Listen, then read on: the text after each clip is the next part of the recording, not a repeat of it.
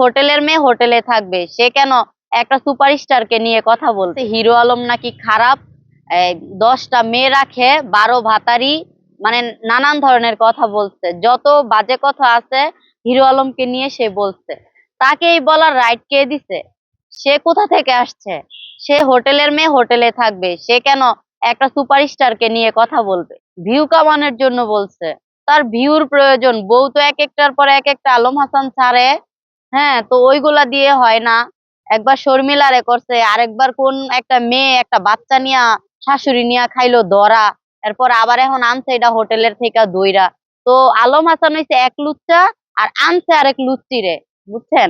হয়তো হোটেলে কাজ করতে গেছে, ধরা খাইছে, তখন মনে হয় বিয়া করাই দিছে। কারণ ভালো মানুষরা এইগুলা মেয়ে বিয়ে করে না। আর করলেও সম্মান মতো রাখে, ওর মতো এরকম মানে 10 জনের সামনে বিলায়া দেয়। বিলায়া দিছে কি না দিছে বলেন? ওর মানে বউ দেখাইছে, মনে করছে যে চামড়া সুন্দর, ওইটা দেখাইলেই মানুষ ভিউ দিব। এটাই হয়েছে তার সমস্যা। ওই যে শর্মিলা ছিল ভদ্র মেয়ে, এই কারণে শর্মিলা তার মানে ভাত খাইতে পারে নাই, শর্মিলা খারাপ হয়ে গেছে।